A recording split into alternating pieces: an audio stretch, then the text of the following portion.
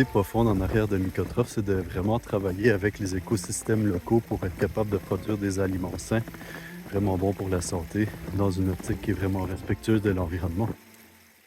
Ici, on est en avant des installations de Mycotrof. Le premier bâtiment que vous voyez en arrière là, c'est là où il y a la base de toutes les infrastructures productives, les salles de manipulation, les salles de stérilisation, les laboratoires, les salles d'incubation, les salles de fructification avec les machines de conditionnement climatique qui sont, puis l'entrée pour la cave, là où on fait toute la fructification, puis où il y a aussi le frigo pour le stockage, la chambre froide. Puis ici, ben, dans le fond, juste à côté de moi, à ma gauche, on a la shed qui sert à rentrer les substrats puis à faire sécher les champignons dans un déshydrateur. En agriculture au Québec en ce moment, ça chauffe. Okay? L'écosystème financier, il n'est pas là pour favoriser l'agriculture. On a des gros problèmes. Il y a plein de fermes qui sont en train de fermer.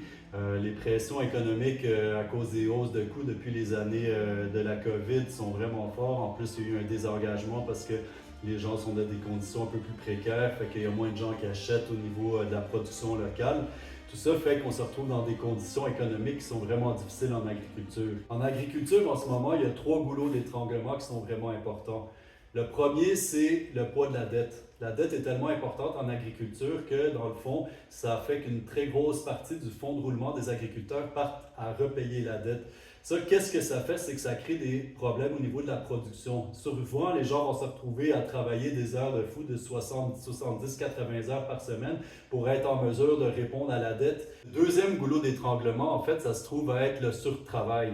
Okay? Quand on est dans un cycle où il faut rembourser de la dette énormément puis que ça a un poids vraiment gros sur nos fonds de roulement, ça nous force à travailler des heures absolument incroyables pour être capable seulement de bien arriver. Pourquoi? Parce que les banques, eux, ils n'ont pas de flexibilité par rapport aux variations de production, par rapport aux variations économiques, par rapport aux variations politiques, par rapport à tous les événements auxquels nous, il faut toujours qu'on fasse face. Dans le fond, c'est super important de diminuer l'endettement des agriculteurs pour qu'on ait une agriculture pérenne puis qu'on ait des conditions de vie de travail dignes. En diminuant la dette, ça nous permet de diminuer le surtravail parce que la quantité d'argent qui servira à payer la dette nous permet d'embaucher plus de gens. Donc, avec les mêmes infrastructures, on devient plus productif parce qu'on est capable d'avoir plus de gens qui travaillent au même endroit. Le troisième goulot d'étranglement, en fait, ça se trouve à être la monopolisation des systèmes de distribution. Donc, la plupart des systèmes de distribution au Québec sont monopolisés à 90%. Donc, on n'a quasiment pas de place pour écouler nos produits. Puis ça complique énormément l'agriculture locale. L'idée, c'est qu'on trouve des moyens et des alternatives pour se sortir de là. Les paniers solidaires, nos abonnements solidaires ici, c'est ça l'idée. L'idée, c'est qu'on veut, avec un abonnement solidaire, concentrer les capitaux nécessaires pour être capable de rembourser l'entièreté de la dette qui nous étrangle ici par rapport aux infrastructures qu'on a dû construire, mais on veut aussi être capable d'offrir un aliment d'une grande qualité à un prix accessible. Le fait que vous vous abonnez, ça vous donne un prix déjà de gros, mais en plus, ça vous permet de fixer le prix à travers le temps parce que ces abonnements-là durent un certain temps, donc ça vous assure que vous ne serez pas influencé par l'inflation.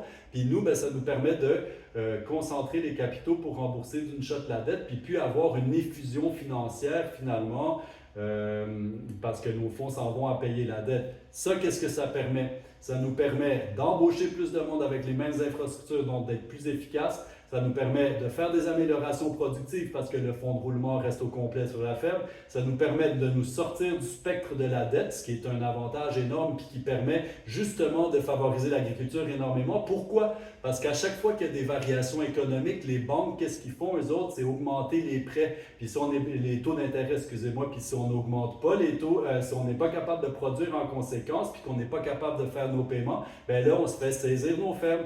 On ne peut plus continuer à fonctionner comme ça. En agriculture au Québec, c'est environ 1 piastre de profit pour 8 piastres d'investissement. Nous, les agriculteurs, on veut aussi avoir une vie digne.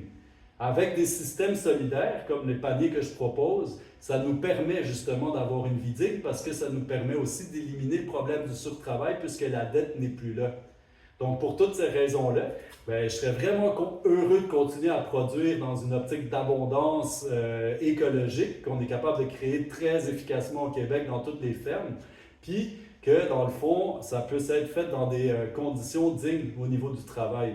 Donc, allez voir tout notre site internet, abonnez-vous. Vous pouvez vous abonner à plusieurs sur un même abonnement. J'ai des points de chute à Montréal, dans toute Brome-Missisquoi. Puis pour ce qui est du séché puis des extraits, dans le fond, vous pouvez en avoir à partir dans tout le Québec parce que ça se livre par la poste sans problème. L'idée, en fait, c'est qu'on fasse de l'agriculture un commun. On porte ensemble, en achetant un produit d'une extrême grande qualité, les fermes de nos coins pour les rendre pérennes.